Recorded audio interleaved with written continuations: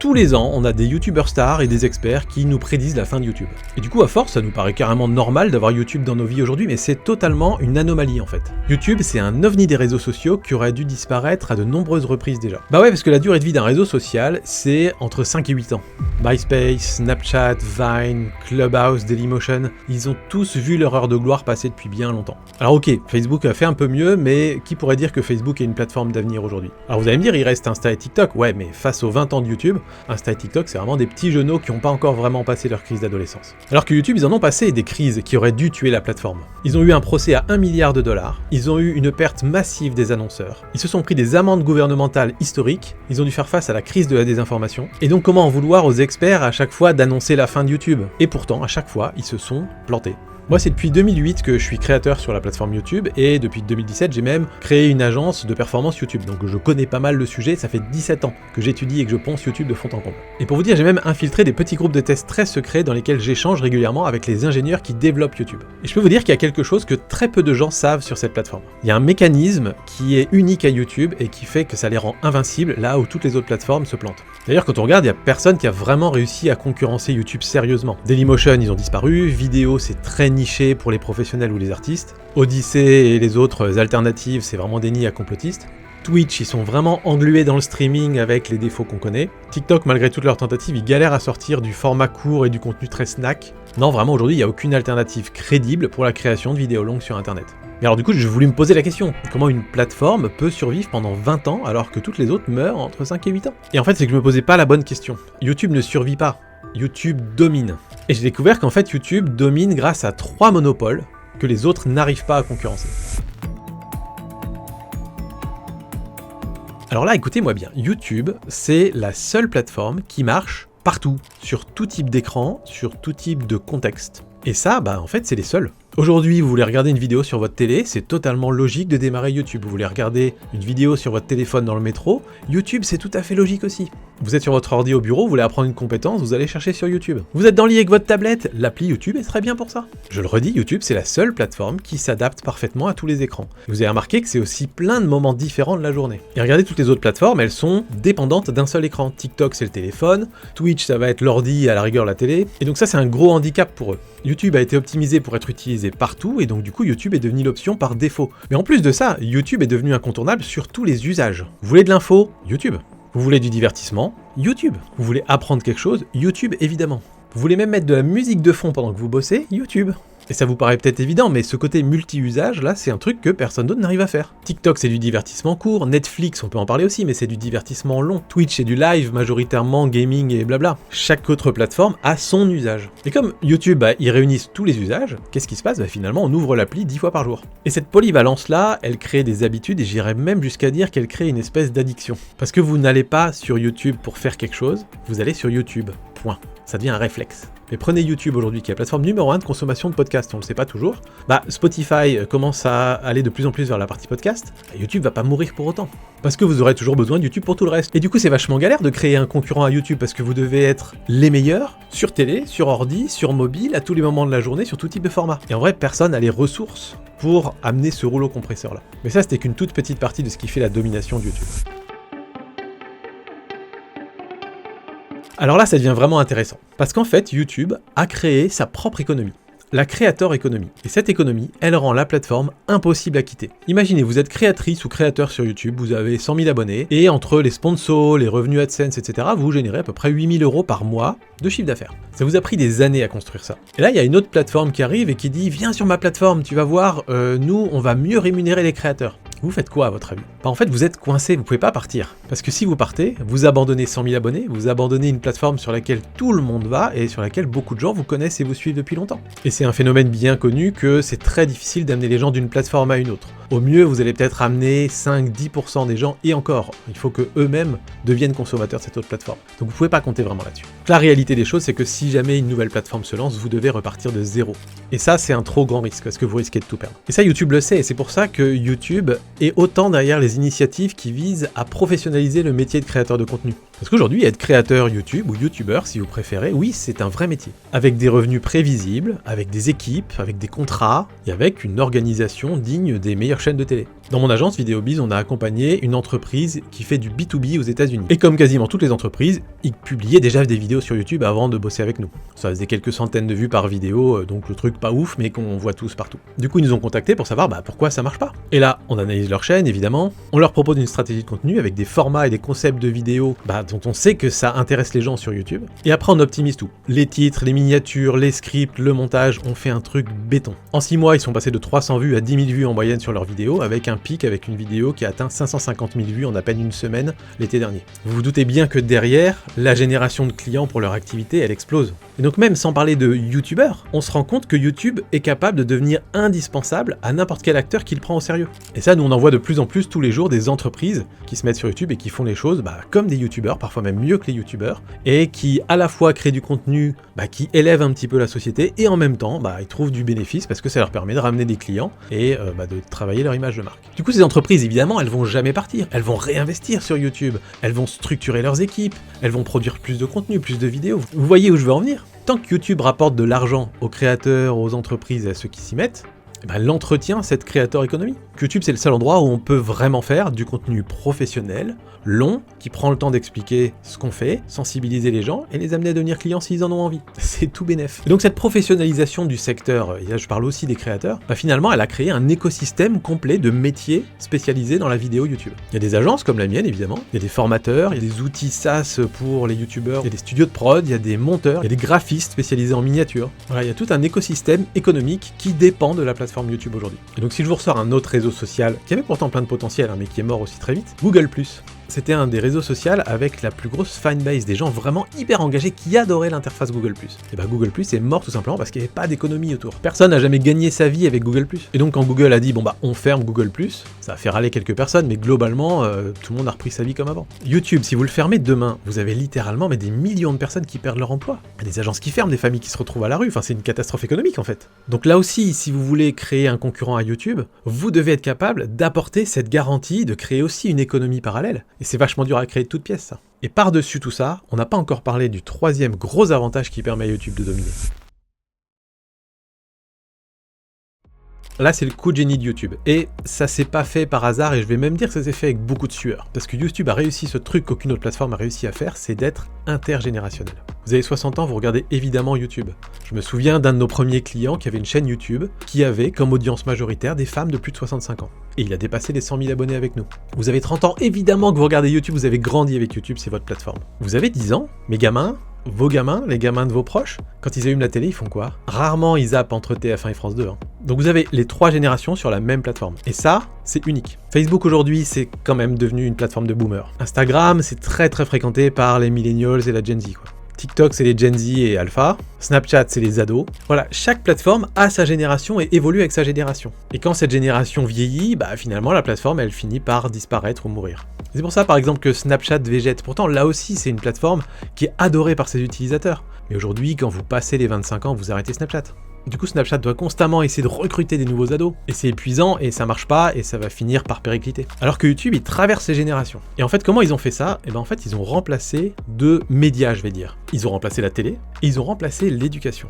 Pour certaines émissions spécifiques, chez les boomers, YouTube a remplacé la télé, même s'ils consomment encore beaucoup la télé. Pour la génération X et les millennials, c'est clairement YouTube a remplacé la télé à 100%. Parce que c'est là qu'on peut regarder des émissions, des documentaires, les infos, et on peut choisir ce qu'on veut regarder quand on veut le regarder. On n'est plus obligé de suivre un programme linéaire. Donc tout ce beau monde a migré de France 2 à YouTube. C'est le même usage, on recherche le même type de contenu, on a juste changé de plateforme. Mais là où c'est très fort, c'est pour les millennials et la Gen Z, parce que YouTube est en passe de remplacer l'éducation. Parce que tout ce qu'on n'apprend pas à l'école, on peut l'apprendre sur YouTube. Des tutos make-up, des cours de guitare, ce que vous voulez. Et mieux encore, la plupart des profs incluent du contenu YouTube dans leurs cours. Et donc on associe très rapidement, quand on grandit, quand on apprend, quand on se forge une personnalité, que YouTube est l'endroit qui va nous aider à nous construire. C'est puissant ça. Pour la génération alpha, les enfants, YouTube, en vrai, est un peu leur première télé. Parce que quand on est parent et qu'on veut contrôler ce que nos enfants regardent, YouTube Kids, c'est plutôt pratique, ou bien juste une playlist d'une certaine chaîne YouTube, ça marche très bien. En plus, on est garanti de ne pas avoir de pub, donc c'est une meilleure expérience que la télévision, et l'enfant a une certaine liberté s'il veut changer de programme. Du coup, vous voyez le problème pour des éventuels concurrents, ils devraient réussir à convaincre 3 générations de tous changer de plateforme. c'est impossible. Donc le seul moyen, c'est de créer une brèche, et c'est ce que TikTok a essayé de faire auprès des jeunes. Mais ils n'arrivent pas à percer chez les plus de 40 ans, ils n'arrivent pas à avoir cette image suffisamment propre pour qu'on puisse recommander à nos jeunes ados de regarder TikTok. Et puis il manque tous ces usages, encore une fois, l'usage sur la télé, l'usage de contenu long, l'usage où on passe une soirée devant ça, tous ensemble en famille. Et merci Inox avec Kaizen pour ce genre d'expérience. On va pas regarder TikTok en famille. Et puis TikTok, c'est pas fait pour apprendre non plus. Et sur YouTube, alors il y a tout, si on veut caricaturer un peu les générations, les jeunes peuvent regarder que des shorts toute la journée s'ils veulent sur YouTube, les adultes se documentent, se forment avec des vidéos longues, et les seniors peuvent retrouver des formats télé, même des replays, même des albums de leur jeunesse, etc. Puis comme chaque algo est indépendant, on peut se créer chacun sa petite bulle. Une fois que tout ça s'est installé dans nos habitudes, que c'est mis en place, que YouTube est la première icône sur notre Smart TV sur laquelle on va cliquer quand on veut regarder un truc en famille, en fait ça crée une inertie de fou. Et c'est quoi la seule raison qui pourrait faire qu'aujourd'hui YouTube disparaisse? C'est simplement que YouTube devienne ringard. Et c'est globalement ça le discours des YouTubers stars chaque année, c'est YouTube est en train de changer, YouTube n'est pas pareil, sous-entendu YouTube ça devient moins bien, ça devient naze, ça se ringardise. Facebook en 2008 c'était trop cool, mais c'est devenu très ringard aussi pour un fossé générationnel d'ailleurs. Mais YouTube ne peut pas par essence devenir ringard. Parce que YouTube, contrairement à ce qu'ils disent, c'est pas vraiment une plateforme sociale. YouTube, c'est un outil. Quand vous regardez YouTube, vous consommez du contenu, vous interagissez pas avec vos amis. Du coup, il y a moins ce côté effet de mode, ce côté je me retrouve pas dans ce que les autres me partagent, etc. Donc il n'y a pas cette histoire de contenu cool ou contenu pas cool comme on peut l'avoir sur les autres réseaux. Il y a juste simplement est-ce que je trouve du contenu qui me correspond, que je cherche et qui m'apporte quelque chose. Et tant que YouTube possède le contenu, notamment grâce aux créateurs, YouTube est incontournable. Donc elle est là, la domination de YouTube, ce sont ces trois monopoles qu'il est impossible de bouger. Le monopole technique, le monopole économique et le monopole générationnel. Donc ce qu'il faut comprendre, c'est que c'est pas un coup de chance si YouTube est immortel. YouTube est immortel par design. YouTube s'est rendu immortel dans sa construction. Donc la question forcément qui en découle, c'est comment YouTube s'est construit ces monopoles. C'est quoi la botte secrète? On y arrive. Et bien pour ça, il faut retourner dans les différentes crises que YouTube a affrontées parce que c'est par l'analyse de ces crises qu'on comprend comment YouTube s'est construit cette carapace. On l'a oublié, mais pour YouTube, les problèmes sont arrivés très tôt, dès 2006, alors que la plateforme avait tout juste 1 an. À cette époque-là, Google vient de racheter YouTube pour la coquette somme d'1,65 milliard de dollars. Et là, vous avez Viacom, un des géants des médias américains, qui décide de porter plainte contre YouTube et qui réclame 1 milliard de dollars. Pourquoi? Et bien parce qu'on a à cette époque-là une plateforme vidéo qui est très peu contrôlée et sur lesquelles vous avez tout un tas d'utilisateurs qui balancent des extraits de South Park, de MTV, des tas d'émissions qui appartiennent au conglomérat Viacom, et évidemment ça leur plaît pas. En fait, à ce moment-là, YouTube, c'est une machine à piratage géante. Et donc vous vous dites bien, vu la valorisation à 1,6 milliard de dollars à l'époque, et le fait que la plateforme générait quasiment pas de revenus, si YouTube perd ce procès, YouTube ferme, c'est fini. Alors déjà, ce procès, il a duré 7 ans. 7 années où YouTube a dû mourir de peur. Et plutôt que d'essayer d'être sur la défensive et de se battre pour essayer de protéger leur plateforme, YouTube en fait a fait un move que personne n'a vu venir. C'est à ce moment-là qu'ils ont décidé de créer Content ID. Content ID, c'est un système qui scanne automatiquement toutes les vidéos uploadées et qui détecte si l'une des vidéos utilise du contenu protégé par les droits d'auteur qui ont déjà été mis ailleurs sur la plateforme. Et là, génie absolu, ils décident de laisser le choix aux ayants droit. Donc plutôt que de dire par défaut, si cette émission est la vôtre, vous avez le droit de la faire supprimer, ils te laissent le choix. Soit, effectivement, tu bloques la vidéo, soit on la monétise, mais c'est à toi qu'on verse l'argent. Pas con les gars, hein. Alors il se trouve qu'au final, après tout ça, et grâce à tous ces efforts de YouTube, Viacom perd le procès en 2013. Mais c'est pas ça le plus important. Le plus important, c'est de voir ce qui s'est passé entre-temps sur la plateforme. La plateforme s'est renforcée en créant un système Content ID qui protège à la fois la création de contenu, qui lui permet de bénéficier de sa plateforme, tout en restant carré et réglo dans les règles. Content ID, aujourd'hui, ça génère des milliards pour l'industrie musicale. Et donc d'un seul coup, les labels, les grosses boîtes de prod, les gros médias, ils essaient plus de se battre contre YouTube. Au contraire, ils en tirent profit et donc, ils commencent à créer une dépendance.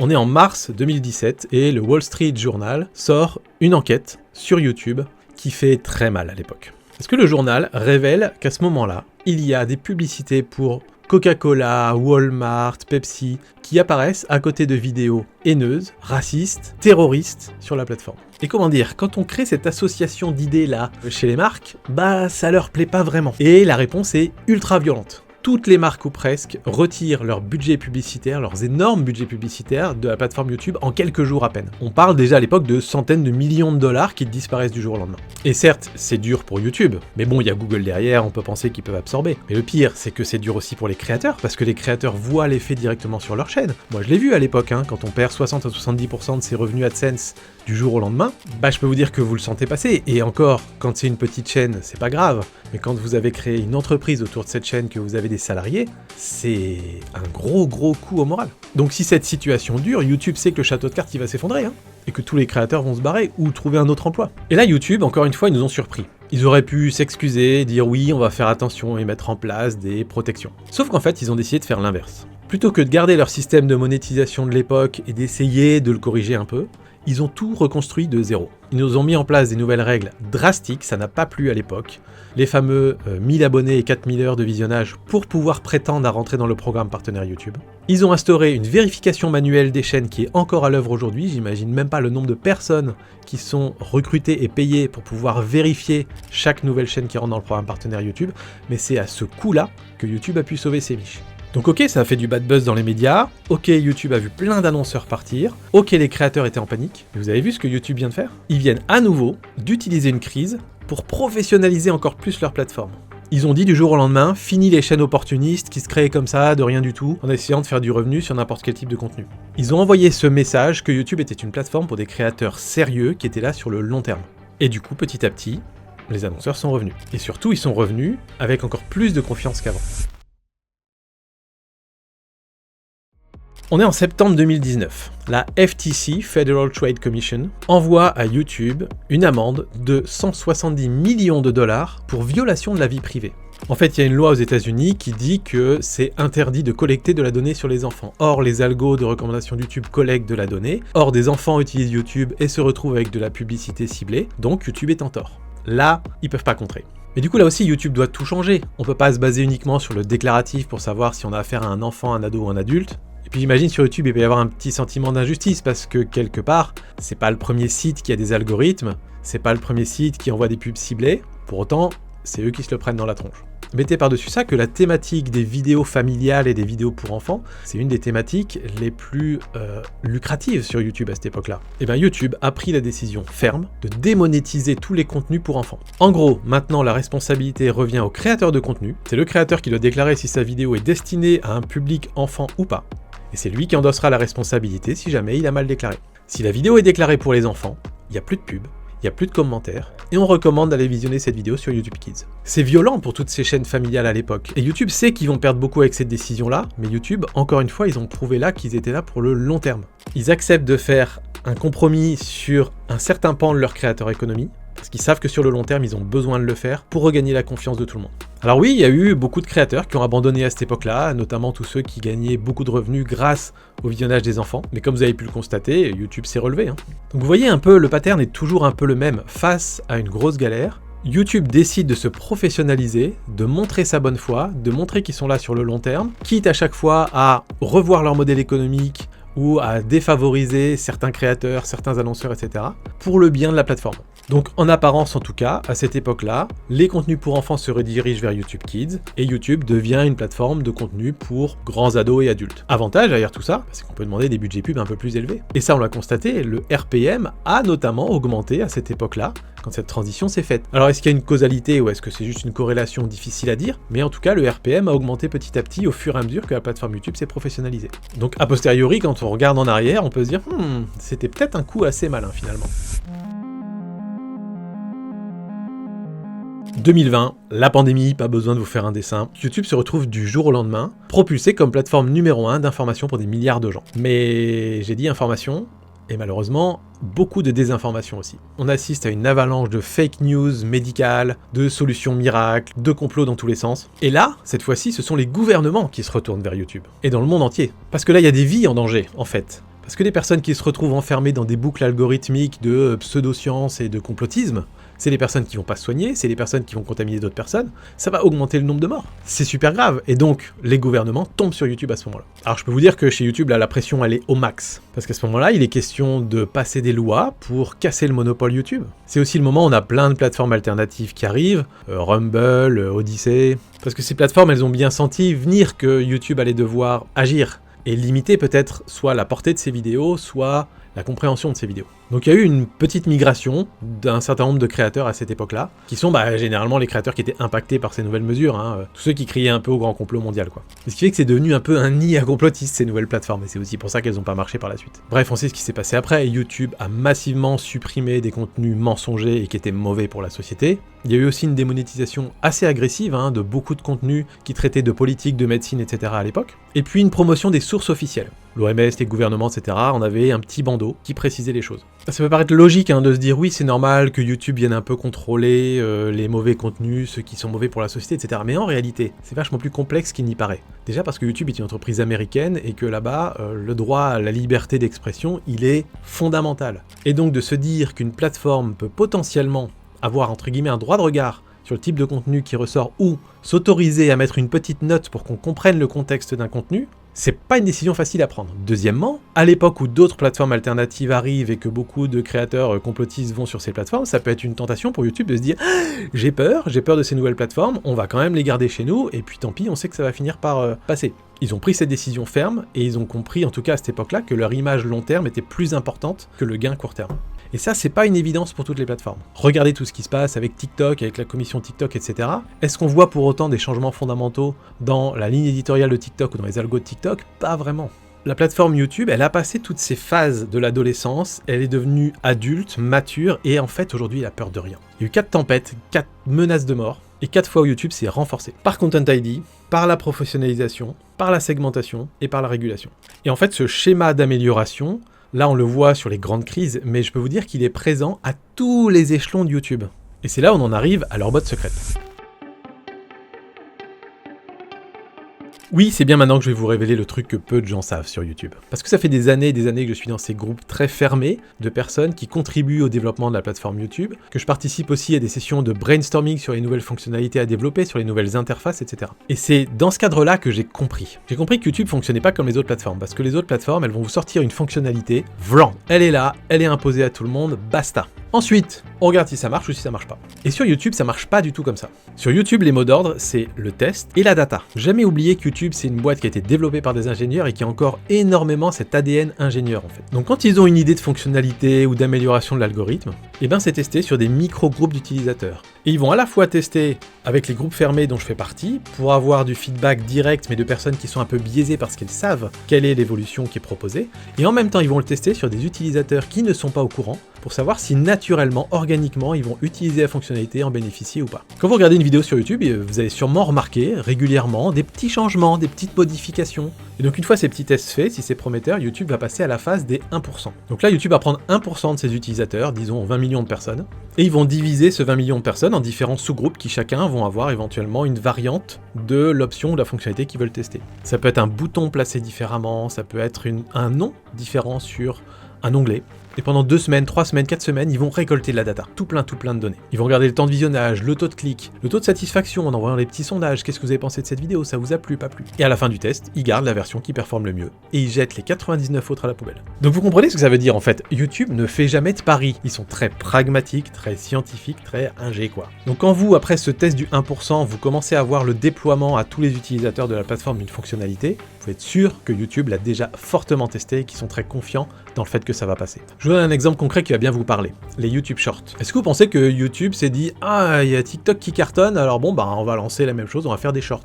Alors oui, un peu, mais aussi non. En fait, YouTube, ça fait très longtemps qu'il testait le format vertical. Parce que 2 ans avant le lancement des YouTube Shorts, il l'avait déjà testé sur des petits groupes, en Inde notamment, mais aussi dans d'autres pays, et il testait la durée maximale autorisée, l'interface, le système de swipe, etc. Tout ça, c'était déjà développé en interne en fait. Ce qui fait que quand TikTok a explosé en 2020, YouTube était fin prêt pour lancer les shorts. Donc tout le monde pense que c'est une réaction de panique, etc. Non, c'était bien préparé. Alors évidemment, c'est jamais parfait et ça s'incrémente dans le temps, mais YouTube a pas fait n'importe quoi en lançant ça.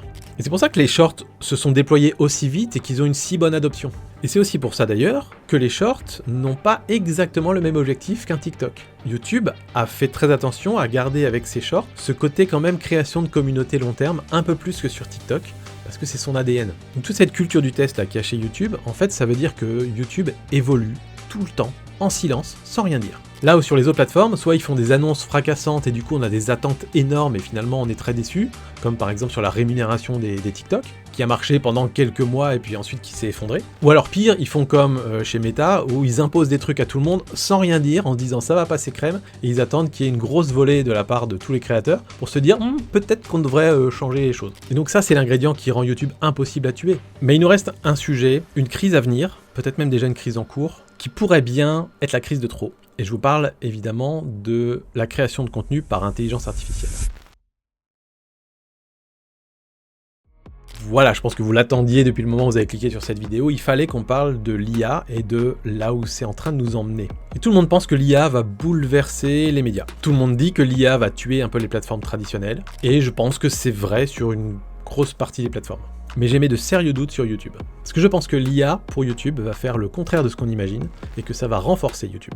Alors je vous explique. L'IA générative, il n'y a plus aucun doute, ça va créer une explosion de contenu. Parce qu'on peut générer aujourd'hui des vidéos automatiquement, donc il va y avoir des millions et des millions de vidéos qui vont être déversées sur les réseaux sociaux et sur YouTube. On a déjà des chaînes entières qui sont générées par des IA, voilà, qui publient plein de contenu. Donc du coup, qu'est-ce qui va se passer ? En fait, le problème, c'est plus vraiment d'être capable de créer du contenu. On va dire la dernière barrière est tombée. Tout le monde peut créer du contenu super facilement. Non, le problème, ça va être d'être capable de trouver le bon contenu, de faire le tri, d'être capable de recommander ce qui mérite d'être vu.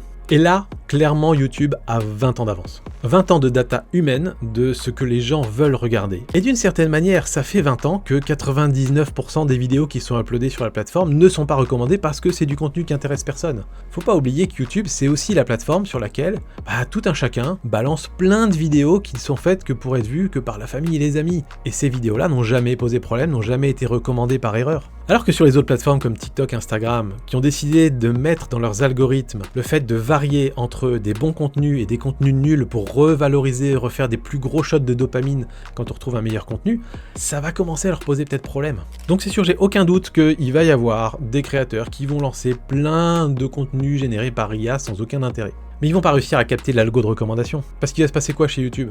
Ils vont simplement dire « Oh, des nouvelles vidéos, IA, pas IA, je m'en fiche. » Soit dit en passant, je pense que c'est impossible de penser qu'ils vont réussiir à détecter tout ce qui est créé par l'IA. Non, ils vont juste se dire, un contenu supplémentaire. Ce contenu créé par une IA intéresse des milliers de personnes, et on va leur montrer. Ces 99 autres contenus créés par une IA semblent ennuyer les gens, pouf, poubelle. C'est ce que YouTube fait depuis des années en fait. Donc en fait, humain, IA, etc., YouTube s'en fout. Ce qui compte, c'est le comportement des gens. Donc si vous ne voulez pas regarder du contenu IA, YouTube ne vous recommandera pas du contenu IA. C'est aussi bête que ça. Et là, il n'y a pas besoin de légiférer, de censurer ou quoi que ce soit. L'algo, il est construit comme ça. Donc je pense qu'en fait, YouTube va gagner encore plus un avantage concurrentiel dans le paysage des médias et des plateformes, parce que YouTube, c'est la plateforme qui, depuis des années, met comme indicateur principal de performance d'un contenu ce qu'ils appellent du contenu de qualité, du visionnage de qualité, qui est défini par le watch time, par le taux de clic, par la teneur des commentaires, les réactions et aussi les petits sondages qu'on voit de temps en temps. Et force est de constater qu'aujourd'hui, l'algo YouTube, il est vraiment très bon. Et c'est pour ça d'ailleurs que l'extrême majorité des spectateurs ne vont même plus voir leurs onglets abonnement, tant les recommandations sont bonnes. C'est pour ça que je pense que YouTube reste solide et va rester solide et va probablement se renforcer à nouveau. Parce que YouTube, c'est pas une plateforme de création, en réalité, c'est une plateforme de distribution extrêmement bien optimisée, dans laquelle les créateurs trouvent leur place et se sont créés un métier. Et alors du coup, qu'est-ce que ça veut dire pour vous ? Ça veut dire que si vous êtes créateur ou chef d'entreprise, ça veut dire que YouTube, c'est pas une option. Ça veut dire que YouTube, c'est plus que jamais une nécessité. Et que, au fur et à mesure que les gens prennent conscience de ça, la fenêtre d'opportunité risque de se fermer. Dans les 5 prochaines années, YouTube va devenir encore plus compétitif parce que oui, la barrière à l'entrée pour créer du contenu, elle baisse. Et oui, les contenus professionnels vont devenir encore plus professionnels.